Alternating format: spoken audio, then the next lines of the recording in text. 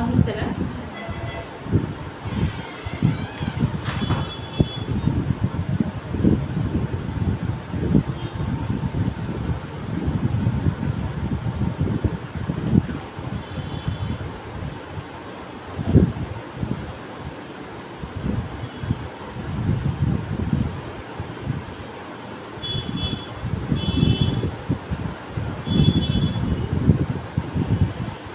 আমরা প্রেগনেন্সিতে আমরা যখন একটা মহিলা প্রেগনেন্ট হওয়ার পরে তার অনেক ধরনের, আমরা আজকে গাইনোকোলজির একটা বিষয় নিয়ে, খুব কমন বিষয় নিয়ে আলোচনা করব। সেটা হচ্ছে যে আমাদের প্রেগনেন্সির সময় আমাদের ফিমেলদের, মাদের অনেক চেঞ্জ হয়। হ্যাঁ, চেঞ্জ হওয়ার মধ্যে যেমন হতে পারে যে তার ব্লাড প্রেশারটা হঠাৎ করে প্রেগনেন্ট হওয়ার পরে, সে বেবি কনসিভ করার পরে তার ব্লাড প্রেশারটা বেড়ে যেতে পারে। আবার অনেক সময় দেখা যায় যে তার ডায়াবেটিস শুরু হয়ে যেতে পারে। হয়তো বা কখনো ডায়াবেটিস ছিল না, জীবনের কোনো সময় সে ডায়াবেটিসে ভোগে নেয়, কিন্তু বাচ্চা পেটে আসার পর থেকে এই ব্লাড প্রেশার বেড়ে যাওয়া এবং ডায়াবেটিস হঠাৎ করে বেড়ে যেতে পারে, ব্লাড সুগার লেভেলটা বেড়ে যেতে পারে। এই কারণে ফার্স্টের দিকে আমরা রুটিন টেস্টগুলো করি। যখন একজন কনসিভ করে তখনই কিছু রুটিন টেস্ট দেওয়া হয়, যেমন আমরা ওজিটিটি করি, ওরা গ্লুকোজ টলারেন্স টেস্ট করতে দেখি, র্যান্ডম ব্লাড সুগার করতে দিই, এছাড়া সিবিসি এবং কিছু টেস্ট আমরা দিই, আল্ট্রাসাউন্ড। হ্যাঁ, এই টেস্টগুলো আমরা রুটিন টেস্টের জন্য দিয়ে থাকি। তো একজন মায়ের দেখা গেল যে তার ব্লাড প্রেশার নর্মালের থেকে অনেক বেশি, তার মানে হচ্ছে যে তার 140/90। হ্যাঁ, এটার থেকে আমাদের সিস্টোলিক অ্যান্ড ডায়াস্টোলিক প্রেশার বেশি। তখন আমরা তার কী করবো, বা প্রেশার বেড়ে যাচ্ছে, তার ডায়াবেটিসের লেভেলটাও হয়তো বা অনেক বেশি, র্যান্ডম ব্লাড সুগার করে দেখা গেছে যারা 7.8 থেকে বেশি আসছে, 10-11। হ্যাঁ, এরকম যদি হয় তাহলে সেই ক্ষেত্রে আমরা তার ফার্স্ট থেকেই তাকে আমরা ক্লোজ অবজারভেশনে রাখবো।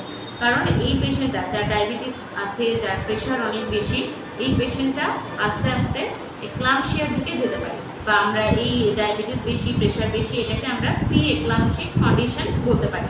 আবার অনেক সময় দেখা যায় যে ইউরিনের টেস্ট দিই, তো ইউরিনে যদি আমরা প্রোটিন পাই, হ্যাঁ, প্রোটিন ইউরিয়া বলে এটাকে, তো প্রোটিন ইউরিয়া পাচ্ছি, হাইপার টেনশন পাচ্ছি, তার হাত মুখ ফুলে গেছে, পায়ে পানি আসছে, হাত মুখ এগুলো ফুলে গেছে, এটা ইন্ডিকেট করে যে তার পেশেন্টটা আস্তে আস্তে প্রি এক্লাম্পসিক কন্ডিশনের দিকে যাচ্ছে। তো এই সময় একটা পেশেন্টকে বা একজন মাকে অবশ্যই ক্লোজ অবজারভেশনে রাখতে হয়। কিছুদিন পরপরই তার রেগুলার চেক আপ করাতে হয়, এবং ফার্স্ট থেকেই তার আমরা যেটা করি, যে ডায়াবেটিসের জন্য তার ইনসুলিন শুরু করে দিই, হাইপার টেনশনের জন্য তার ওষুধ শুরু করে দিই। হ্যাঁ, এইভাবে আমরা মনিটরিংয়ে রাখি, এবং কিছুদিন পরপরই তার এই টেস্টগুলো করে দেখা হয় যে ব্লাড সুগার কত, প্রেশার কত, এবং ইউরিনে প্রোটিন যাচ্ছে কিনা, এগুলো দেখা হয়।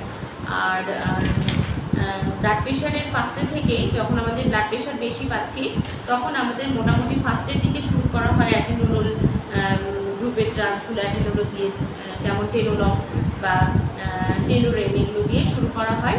এটা 50 মিলিগ্রামস করে প্রতিদিন একটা করে রাতে তাকে দিয়ে দেওয়া হয়।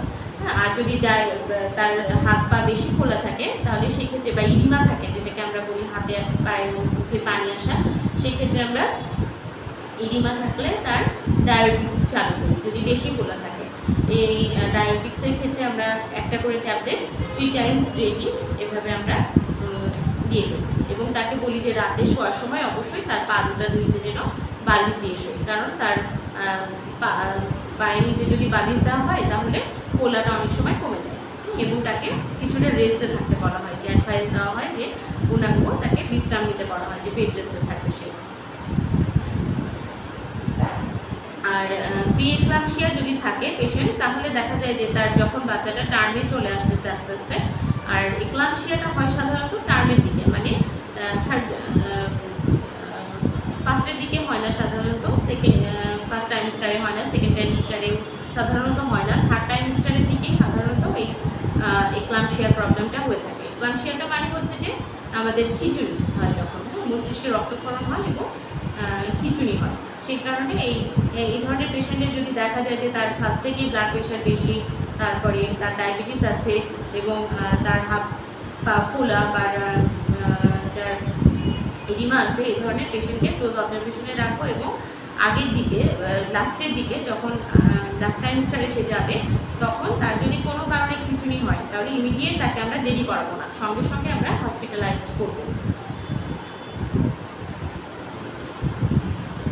আর এক্লাম্পসিয়া বলতে বোঝায় যে গর্ভাবস্থার শেষ মাসের দিকে, হ্যাঁ, বা প্রসবের সময় বা প্রসবের পরে রোগীর যদি হাইপার টেনশন থাকে এবং শরীরে যদি বেশি পরিমাণে লিটিমা থাকে এবং খিঁচুনি হয়, হ্যাঁ, তাহলে সেই অবস্থাটাকে আমরা এক্লাম্পসিয়া বলে থাকি। আর এক্লাম্পসিয়ার ট্রিটমেন্টের ক্ষেত্রে প্রথমেই যখন একটা এক্লাম্পসিক পেশেন্ট আসে হসপিটালে, তখনই তাকে কিছু ইমিডিয়েট মেজারমেন্ট করা হয়। যেমন তার ভাইটাল সাইনগুলো আগে টেস্ট করে দেখা হয়, যে তার শ্বাস প্রশ্বাস চালু আছে কিনা, তার পালস ঠিক আছে কিনা, তার রেসপিরেটরি রেট ঠিক আছে কিনা, তার ব্লাড প্রেশার কত, এইগুলো নর্মালি আমরা আসার সাথে সাথে তার চেক আপ করে ফেলি। তারপরে তাকে আমরা লিফট ল্যাটারাল পজিশনে মানে কাত করে শোয়াতে হয় রোগীকে। এবং তার অনেক সময় দেখা যায় যে খিঁচুনির কারণে তার মাউথ জিহ্বাটায় কামড় লাগে, সেই কারণে তার মুখের ভিতরে একটা মাউথ গ্যাগ দেওয়া হয় বা কাঠের টুকরো যেটাই বলি, মাউথ গ্যাগ দিয়ে তাকে রাখা হয়, যাতে তার টাং বাইটটাকে প্রিভেন্ট করার জন্য, যাতে তার জিহ্বাতে কামড় না লাগে। তারপরে হলো কী করা হয়, তাকে আমরা ডায়াজিপাম ইঞ্জেকশন দেওয়া হয় 10 মিলিগ্রাম করে, বা সেডিল নামে যেটা পাওয়া যায় সেটা আমরা ইঞ্জেকশন দিয়ে থাকি ডায়াজিপাম। তাহলে ডায়াজিপাম দিলে আমাদের কী হয়, যে সিজার বা এই যে খিঁচুনিটা হচ্ছিল, এই খিঁচুনিটা আমাদের কিছুটা হলেও প্রিভেন্ট হয়। এবং রক্তচাপ যদি বেশি থাকে, ব্লাড প্রেশার যদি বেশি থাকে, তারপরে লিটিমা যদি বেশি থাকে, তাহলে লিটিমা বেশি থাকলে সেটাকে আমরা ফ্রুসিমাইড 20 মিলিগ্রাম করে আইএন ইনজেক্টেবল ফর্মে দিই, কারণ তখন তো তার খাওয়ার পজিশনে থাকে না বা ওরালি আমরা কিছু দিই না, আমরা সব কিছুই আইভি রুটে চালু করে দিই। ফ্রুসিমাইড দিই, যেটা আমাদের ল্যাসিক্স বা ফুসিড নামে পাওয়া যায়, সেটা 20 মিলিগ্রাম আমরা ইনজেক্টেবল ফর্মে দিয়ে দিই। তারপরে এবং একটা স্যালাইন চালু করে দিই। ফার্স্টে আমরা একটা ডিএস স্যালাইন বা 100 মিলিগ্রাম একটা ডেক্সট্রোজিন অ্যাকোয়া বা ডিএস স্যালাইনটা চালু করে দিই, ইনফিউশন চালু করে তারপরে আমরা আস্তে আস্তে ডায়াজিপাম, তারপরে ফ্রুসিমাইড যেগুলো থাকে সেগুলো দিব। এবং পেশেন্টকে এই সময় ক্যাথেটার করে দেওয়া হয়, কারণ তার যেহেতু সেন্স থাকে না, এক্লাম্পসিক পেশেন্ট, সেই কারণে তাকে এগুলোর কন্ট্রোল থাকে না, সেই কারণে আমরা হলো ফলিস ক্যাথেটার দিয়ে তাকে ক্যাথেটারাইজড করি।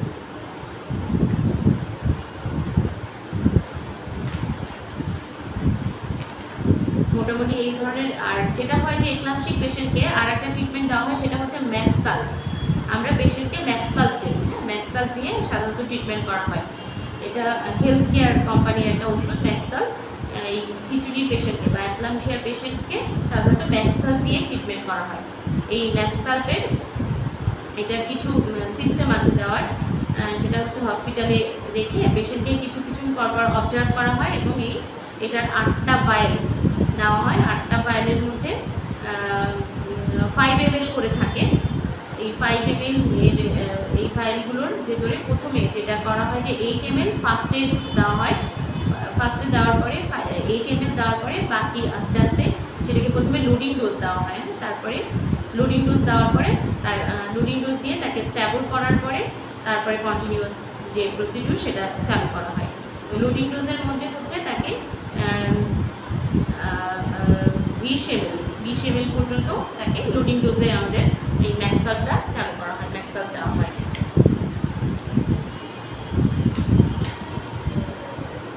তারপরে মেইনটেইন ডোজে দেওয়া হয়, মেইনটেইন ডোজে তারপরে চালু করা হয় ম্যাক্সাল লোডিং ডোজ দেওয়ার পরে। আর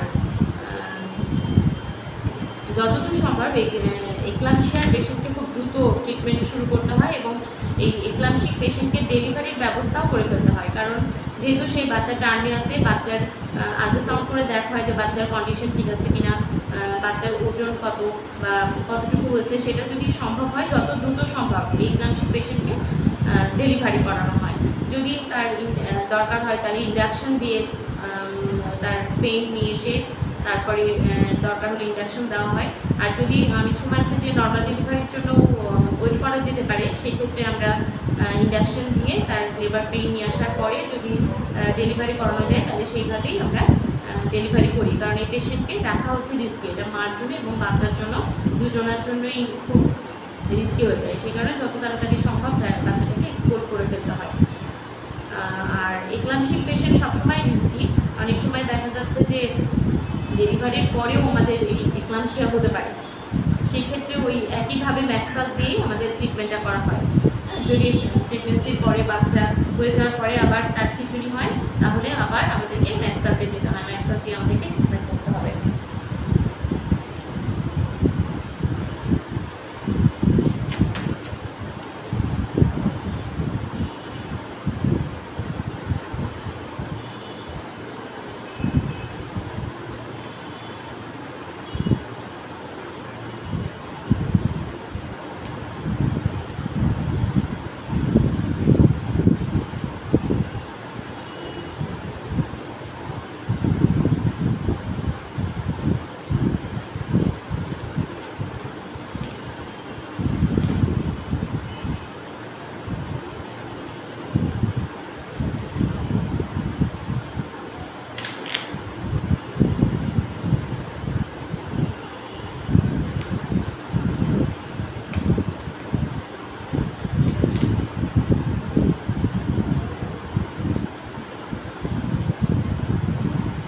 তো বাচ্চা সাধারণত ডেলিভারি হওয়ার পরে যেটা হয় যে আস্তে আস্তে তার প্রেশার কিন্তু কমে যেতে থাকে। হ্যাঁ, ডেলিভারির পরে আগে যে প্রেশারটা বেড়ে গেছিলো, তারপরে তার ডায়াবেটিসটা বেশি ছিল, এগুলো কিন্তু বাচ্চা ডেলিভারির পরে আস্তে আস্তে তার কমতে থাকে এবং আস্তে আস্তে সে নর্মাল হয়ে যায়।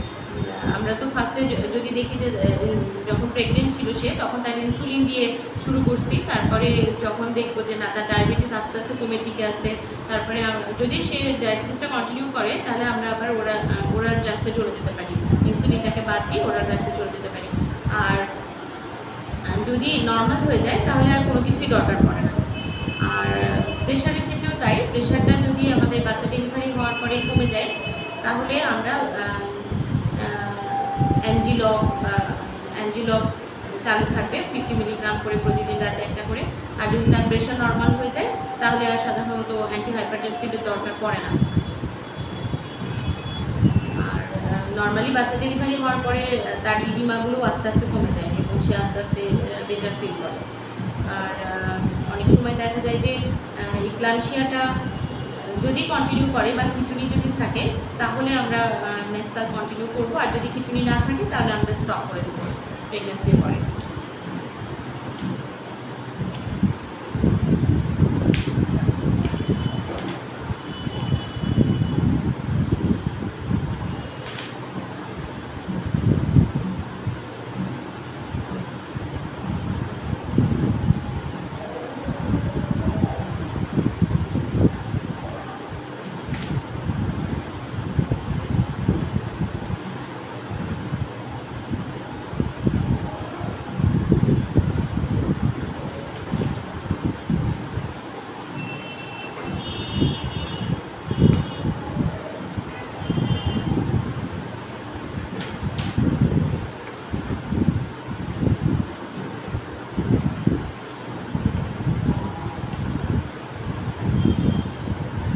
যাদের একলামশিয়া হওয়ার চান্স থাকে তাদের ক্ষেত্রে খেয়াল রাখতে হবে যে একলামশিয়ার প্রবলেমটা কিন্তু তার যখন আবার নেক্সট বেবি সে নিতে চায় বা নিবে তখনই কিন্তু এই একলামশিয়ার প্রবলেমটা হতে পারে। সেই কারণে নেক্সট বাচ্চা নেওয়ার সময় তার ফার্স্ট দিক থেকে তার প্ল্যানিংগুলো সাজায় নিতে হবে যে প্রথম থেকে মানে একজন ডাক্তারের সবসময় তার নেক্সট প্রেগনেন্সিতে যাওয়ার পরপরই ডাক্তারের শরণাপন্ন হতে হবে এবং আবার এই মনিটরিংগুলো আবার করতে হবে যে তার ব্লাড প্রেশার ঠিক আছে কিনা, তার প্রেশার ঠিক আছে কিনা, তার ইডিমার প্রবলেমগুলো দেখা দিচ্ছে কিনা। কারণ যাদের একলামশিয়ার টেন্ডেন্সি থাকে তাদের কিন্তু নেক্সট বাচ্চাটার সময়ও তাদের একলামশিয়ার প্রবলেমটা হতে পারে। সেই কারণে তাদেরকে ক্লোজ অবজারভেশনে রেখেই বাচ্চা কনসেপ্ট করতে হবে নেক্সট বেবি হওয়ার সময়। 2 বছরের মধ্যে আপাতত যাদের একলামশিক পেশেন্ট ছিল তার আপাতত 2 বছর গ্যাপ দিয়েই বাচ্চা নেওয়াটা বেটার।